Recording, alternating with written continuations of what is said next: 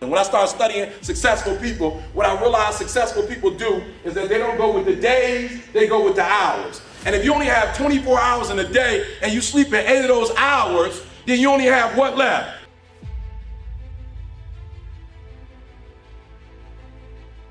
Listen to me, you only operating with 16 hours to be successful. Now, let's leave sleep alone. You slept for 8 hours, you got 16 hours left. How many of y'all talk on the phone? Right? You have talked away your success. So some of you, if you look at your day, you probably spend an hour or 2 hours on the telephone.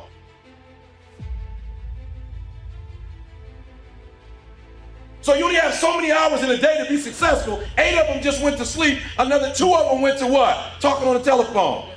Listen to me, that's 10 out of 24. You only got 14 left to be successful. And out of that 14, some of it you use in the cab. You was in the cab for about an hour chilling. You have less than 8 hours, some of you, to get what you need to get done. And I'm not tripping, you can use your time like you want to. But if you're only putting in 8 hours a day and you think you're gonna be successful when you get out of here, you got another thing coming.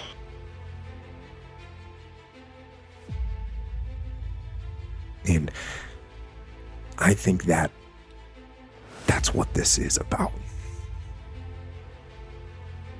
All the fun and the singing and the dancing and all the play, it's okay. It's good. But all those things can be distractions.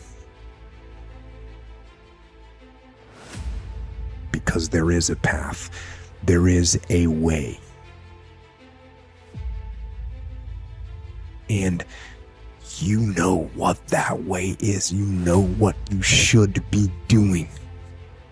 And it's hard to stay on that path because it is the path of discipline and discomfort. But it is the right path. And you know that. And it is that path that will ultimately lead you to where you really want to be. Now, it may be that unidimensionality is the price you have to pay to be exceptional at one thing, right? Because if you're going to be something like a genius level mathematician and you want to do that or a scientist, say, it's like you're in your lab all the time, you're working 70 hours a week or 80 hours a week, you're smart, you're dedicated, you're unidimensional, and that's how you get to beat all the other people who are doing that. It's the only way. But the problem is you don't get a life. Now, if you love being a scientist and you have that kind of focus of mind, well, first of all, you're a rare person, and second, you're going to pay for it. But fine, more power to you. But it's a risky business to do that. You sacrifice a lot for it. Let me say something, I want to say something real quick about success. Success, whether you know it or not, is very intentional and deliberate. There has never ever been a person who blew up and was successful and it happened by chance. Not a rapper. The rappers, they spend time writing and they're in the studios. Right? We're the only ones thinking we're gonna blow up and we're not putting in no hours. It's okay to be unbalanced for a while. It's okay. Don't be all this stuff people say, you gotta be balanced. To be the best in the world at what you do, you have to be unbalanced to find every bit of energy and strength that you have to pull it off. Then you get balanced once you become great. And it takes being obsessed to where people think you're crazy.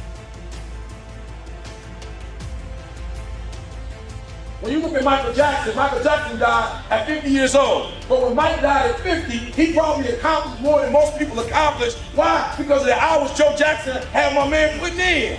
They was putting in hours. Michael Jackson didn't become Michael Jackson because he just knew how to moonwalk. Michael Jackson became Michael Jackson because Joe Jackson at 5, like, get your butt up. At 5 years old, get up. I want y'all dancing. The amount of time you put in every day is going to determine whether you are successful.